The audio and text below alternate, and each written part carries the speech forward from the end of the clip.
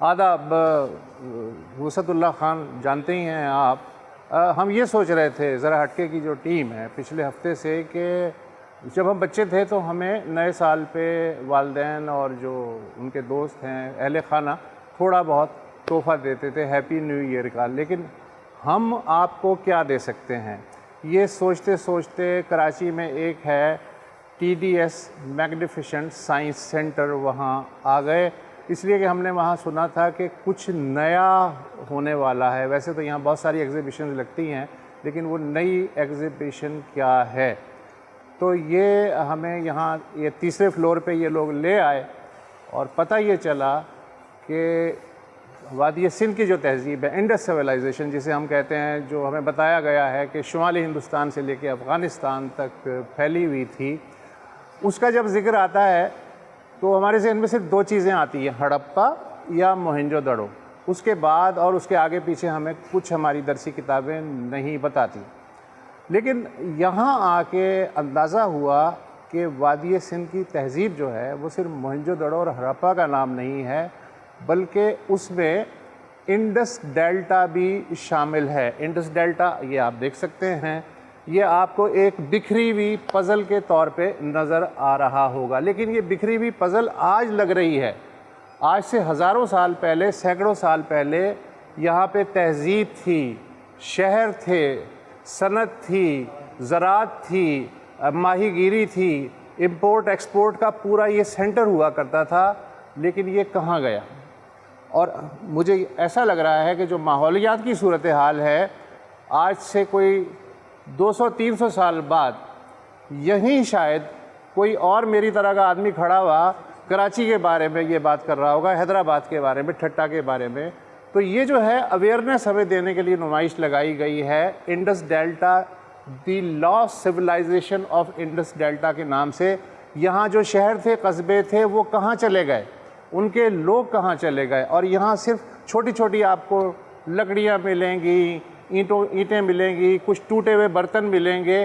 کیا ان سے جوڑ کے، ایکسپرٹ ہونا ضروری نہیں ہے، کیا انہیں جوڑ کے اور تھوڑی بہت تاریخ معلوم کر کے ہم اس گمشدہ تہذیب کا سرا تلاش کر سکتے ہیں اور اس سے کوئی اپنے لیے سبق حاصل کر سکتے ہیں.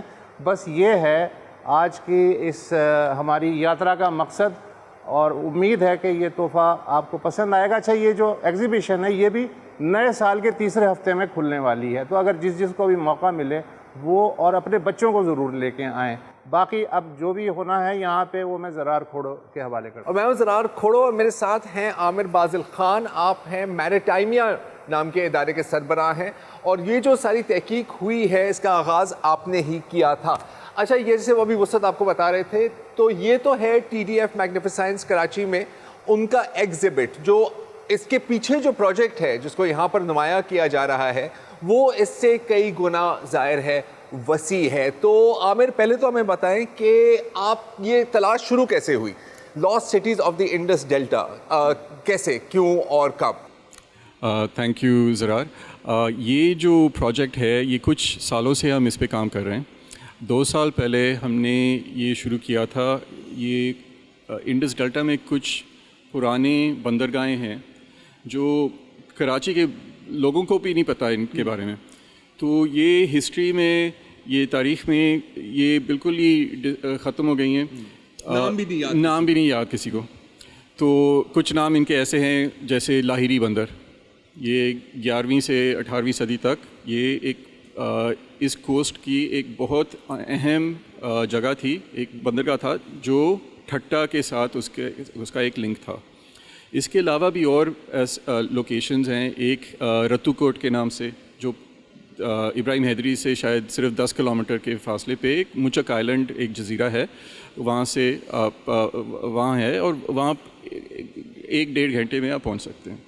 مگر اس کی تاریخ، اس کی ہسٹری لوگوں کو پتہ نہیں ہے اس کے بارے میں. اس کے علاوہ بھی ایک سائٹ تو ہے جو پانی کے نیچے ہوتی ہے، جام جسکر گوٹ کے نام سے، مگر وہ اس کی تاریخی نام یہ نہیں ہے. یہ لوگوں نے، لوکل نے، عوامی لوگوں نے یہ نام رکھا ہوا ہے، مگر اس کی تاریخ ابھی تک انویسٹیگیٹ ہو رہی ہے. یہ ایک تاریخ کا ایسا حصہ ہے جس کے بارے میں ہم بھول گئے ہیں کہ ہم اس کے بارے میں بھول گئے ہیں. ایگزیکٹلی.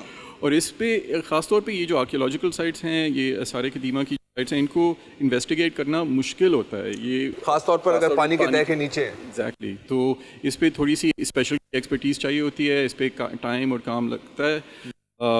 اب اس کے علاوہ کچھ ویل نون سائٹس بھی ہیں جیسے بھمبور. کراچی کے زیادہ تر لوگوں کو اس کے بارے میں کچھ نہ کچھ تو پتہ ہوگا. اس کی کافی پرانی ہسٹری ہے، تقریباً 2000 سال کی ہے کم سے کم. تو اس سائٹ کو بھی ہم نے اسیس کیا ہے. اب ہم نے اس کو ڈاکیومنٹ جو ہم نے ریکارڈنگ کی تھی وہ ایک خاص قسم کی تھی. وہ ہے ایک طریقہ ہے 3D فوٹوگرامیٹری. ٹھیک ہے. اس سے ہم کرتے یہ ہیں کہ ہم ہزاروں تصویریں لیتے ہیں، ان کو ایک ساتھ پروسیس کرتے ہیں سافٹ ویئر میں، اور ایک ماڈل بنتا ہے، خاکہ بنتا ہے اس سائٹ کا. تو اس کے ساتھ آپ بالکل سینٹی میٹر لیول کی ایکوریسی آپ کی بنتی ہے. اس کا اگر آپ سوچیں کہ ماحولی تبدیلی کی وجہ سے اگر کوئی چینج آتا ہے اس سائٹ پہ، تو پھر آپ واپس آ سکتے ہیں 10-20 سال کے بعد، اور آپ کو پتہ ہے کہ کیا تبدیلی آئی ہے. تو ایک بیس لائن ڈیٹا بن جاتا ہے اس کے لیے. تو یہ بہت امپورٹنٹ چیز ہے ان 5 سائٹس کے لیے، خاص طور پہ کنزرویشن کے لیے. یہ سندھ کلچر ڈپارٹمنٹ کے ساتھ بھی ہم نے یہ سارا انفارمیشن شیئر کیا ہوا ہے. اب مسئلہ یہ کہ لوگوں کو نہیں پتہ ان چیزوں کے بارے میں.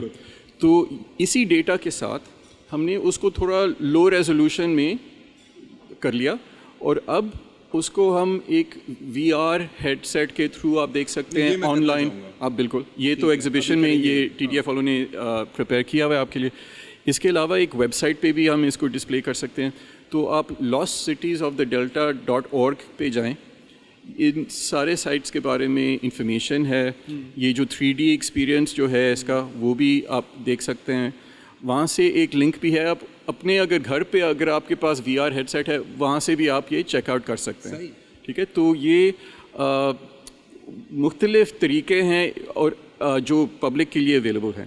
اس کے علاوہ ہم نے ریسرچرز کو بھی خاص طور پہ انیبل کرنا تھا کہ اگر وہ اسی جو ڈیٹا ہم نے استعمال کیا ہے، جو ہم نے اس کو جنریٹ کیا ہے، تو وہ ڈاؤن لوڈ کر سکتے ہیں. اسی ڈیٹا کے ساتھ وہ اپنی ریسرچ بھی کر سکتے ہیں. اس پر لوگ ہیں جو ریسرچ کر رہے ہیں؟ بالکل لوگ کرتے ہیں. یہ خاص طور پہ یہ جو 3D ماڈلنگ کا جو کام ہے یہ لوگ خود کر سکتے ہیں. فائل سائزز کافی بڑی ہیں، مگر ڈاؤن لوڈ اگر ہو جائے تو آپ فریلی استعمال کر سکتے ہیں.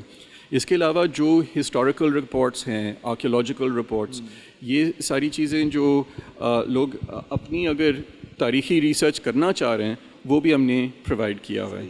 اچھا، اب آپ نے مجھے پتا کہ اسکولز میں آپ نے کافی پروگرامز کیے ہیں سندھ کے مختلف اسکولز میں. یہاں TDF میں یہ ایگزیبٹ لگانے کا کیا مقصد تھا؟ کیا آپ کا گول ہے اس میں؟ تو ہم نے تقریباً 2.5 سال میں 30 اسکول، یعنی کراچی سے کیتی بندر تک 30 مختلف اسکولوں میں ہم گئے، اور کلاس 8, 9, 10 کے جو بچے تھے ان کو ہم نے اس پروجیکٹ کے بارے میں اور ان سائٹس، خاص طور پہ ان سائٹس کے بارے میں ان کو ڈیٹیلز ہی ورک شاپ کیا، VR بھی کروایا ان سے. تو یہ پورے 1.5 سال میں تقریباً 1200 بچوں کو ہم نے یہ ایکسپیرئنس دکھائی. اگر آپ TDF آئیں تو ایک دن میں اتنے بچے، ایک دن میں 1200 بچے، تو جو ہم 1 سال میں کر سکتے تھے ایک دن میں ہو سکتا ہے ادھر. تو یہ جو میگنیفیسائنس میوزیم جو ہے، جو سینٹر ہے، اس کا جو ایمپلیفیکیشن جو یہ ایکسپینڈ کر سکتا ہے، اویئرنیس جو ریز ہو سکتی ہے اس کے تھرو، مطلب کوئی کمپیریزن نہیں ہے. کوئی کمپیریزن نہیں. نسرین حسن صاحبہ، تھینک یو سو مچ. آپ اپنا ذرا تعارف کر دیں. آپ TDF میں آپ کی کیا پوزیشن ہے؟ آپ یہاں پہ کیا کرتے ہیں؟ جی، میگنیفی سائنس سینٹر جو ہے پاکستان کا پہلا انٹریکٹیو سائنس میوزیم ہے جو کہ پاکستان کے بچوں کے لیے بنایا گیا.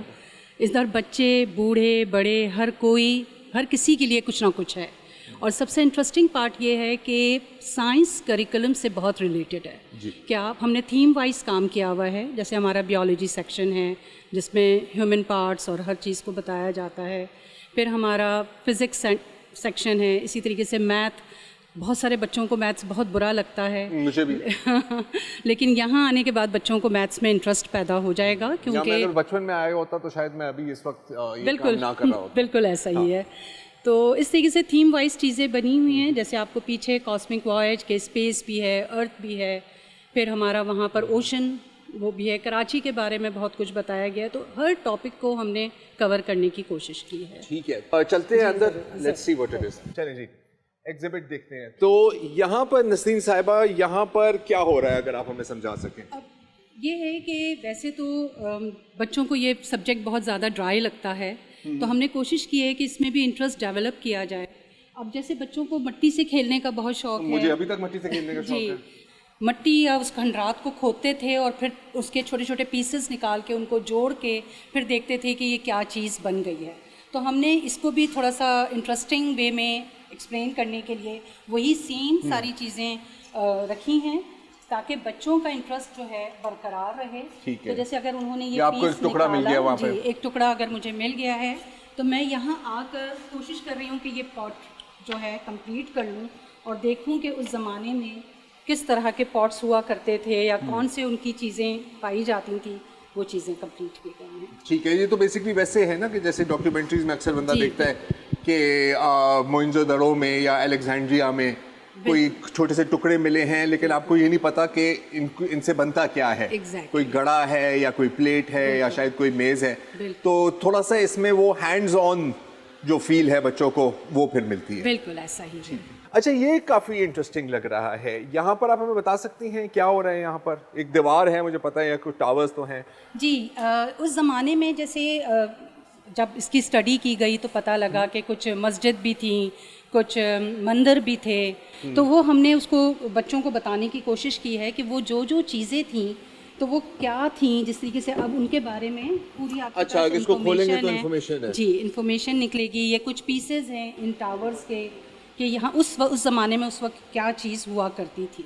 جیسے اگر آپ آگے آئیں گے تو یہ ویل ہے، اس کی بھی پوری انفارمیشن آپ کو ملے گی. اوکے. مطلب پہلے تو آپ کو پوچھنا ہے کہ اس کا کام کیا تھا. جی بالکل. ہاں بالکل، کہ کس طریقے سے اس وقت پانی کہاں کلیکٹ ہوتا تھا، مسجد میں لوگ کیسے جاتے تھے، مندر ہوتے تھے، کیا کیا چیزیں اس وقت پائی جاتی تھیں. تو اور اس طریقے سے ہر اس کی جو ہے دیواروں کی انفارمیشن، کس طرح کا اسٹرکچر ہوتا تھا اس زمانے کا، وہ تمام انفارمیشن یہاں پائی جائے گی. صحیح ہے. گریٹ. اور یہاں پر اگر ہم ہمیں بتا سکیں یہاں پر کیا ہو رہا ہے؟ یہ پوری ماضی کی کہانیاں ہیں جس میں رتو کوٹ، رانو کوٹ اور جام جاسکر کے بارے میں بتایا گیا ہے. اس کی ہم نے پوری سلائڈس کے تھرو ہسٹری بتائی ہے کہ اس زمانے میں رتو کوٹ میں کیا ہوتا تھا. ون بائی ون بچہ اس کو اٹھاتا جا رہا ہے اور اس کے بارے میں پوری ہسٹری اس کو پتہ لگے گی. وہ جیسے جیسے پڑھتا جائے گا اسے پوری ہسٹری، چاہے وہ رتو کوٹ کی ہو، اسی طریقے سے رانو کوٹ کا بھی ہے اور جام جاسکر کا بھی ہے. بچوں کو ہم نے یہ بتایا کہ بھنبور کی اگر دریافت پورا اس کو کر رہے ہیں تو کس طرح سے، تو بچے ان پزل پیسز کو اٹھاتے ہیں اور پھر آئیڈینٹیفائی کر کے کہ یہ کہاں لگے گا. یہ ایک اور پزل. آپ لوگوں کو پزل سے بہت شوق ہے. جی لیکن پوری تاریخ بھی تو ایک پزل ہی ہے. بالکل. تو وہ اس طریقے سے اس کو فائنڈ آؤٹ کر کے دیکھتے ہیں کہ پھر یہ پورے بھنبور کو کمپلیٹ کر کے اس کا پورا میپ دیکھا جا سکتا ہے. پھر یہاں پر ہے کہ ہمیں کیا کرنا چاہیے، ہمارا کیا کردار اس پوری ہسٹری میں، ہمارا اپنا کیا رول ہونا چاہیے. تو اس میں بھی ہم نے کچھ کویشچنس لوگوں کو دیے گئے ہیں، وہ پڑھتے ہیں اور پھر وہ دیکھتے ہیں کہ ہم اس کو کیسے سیکیور کر سکتے ہیں، اس کو کس طرح سے سنبھال سکتے ہیں. مطلب کنزرویشن کا میسج، پورا کنزرویشن کا میسج ہے.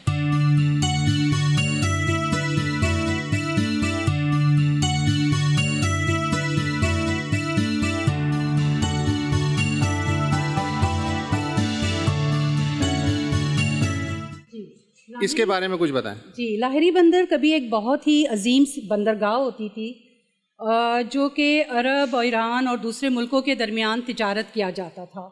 تو آج وہ جگہ کھنڈر بن چکی ہے، لیکن ہم نے ان کھنڈرات کو بھی اس VR کے ذریعے آپ کو ہم دکھا سکتے ہیں کہ اب وہاں کے کیا. ایک تو میں یہاں تصویر میں دیکھ سکتا ہوں اس کے کچھ کھنڈر ہیں تصویر، لیکن جو اس پورے ایریا کو آپ اس کے ذریعے آپ وزٹ کر سکتے ہیں. بالکل. اچھا، مجھے جو ڈیڑھی بندر ہے وہ زندہ نظر آ رہا ہے. ایک کھلا میدان ہے اور ایک عمارت ہے جس میں ایک بڑا سا دروازہ ہے. جی بالکل. اس کے بارے میں بتائیے. یہ آثار ہیں اصل میں اس کے. یہ آثار آج بھی میرا خیال ہے جا کے دیکھے جا سکتے ہیں اگر وہاں پہنچے ہم. بالکل، اگر ہم وہاں جائیں تو یہ ساری چیزیں وہاں پر ہیں، آپ دیکھ سکتے ہیں. اور جو نہ جا سکے وہ اس میوزیم میں آ کے یہ VR سیٹ اپنے کانوں پہ جما کے وہی مزہ لے سکتا ہے. واہ واہ واہ. میرا خیال ہے یہ چاروں طرف بالکل تقریباً کیا اصلی نظر آ رہا ہے. لہڑی بندر کی اہمیت کیا تھی؟ آپ لوگوں نے کیا ایکسپلور کیا؟ کیا تھا یہ؟ لہڑی بندر ایک بندرگاہ تھی ایکچولی، ہاں جہاں پہ امپورٹ ایکسپورٹ ہوتا تھا عرب، ایران اور دوسرے ملکوں کے درمیان. اس کے بعد جب یہ ساری چیزیں کھنڈر بنتی چلی گئیں، ہر چیز ختم ہوتی چلی گئی، تو لوگوں کو ایکسپیرینس نہیں رہا، پتہ ہی نہیں چل رہا تھا کہ کیا چیز ہے. پھر یہ ساری چیزیں دریافت کی گئی.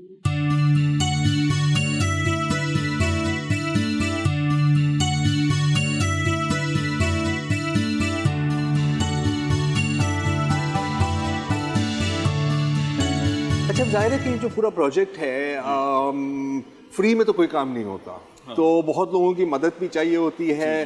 اس میں آپ کو کن اداروں سے مدد ملی ہے؟ ویسے تو خاص طور پہ TDF میگنیفیسائنس سینٹر کا بہت ہاتھ تھا اس میں. جو اسپانسرز اور جو جس نے فنڈنگ اس کے لیے دی تھی وہ ایک کلچرل پروٹیکشن فنڈ ہے، برٹش کونسل کے ساتھ ان کا ایسوسیشن ہے، اور ایک department of culture, media and sport. تو انہوں نے فنڈنگ پرووائڈ کی تھی اس پروجیکٹ کے لیے، اور جو ساری کولیبوریشنز جو ہوئی تھی اس پروجیکٹ کے تھرو وہ سب ان کی وجہ سے ہوئی. ٹھیک ہے، بہت بہت شکریہ عامر خان.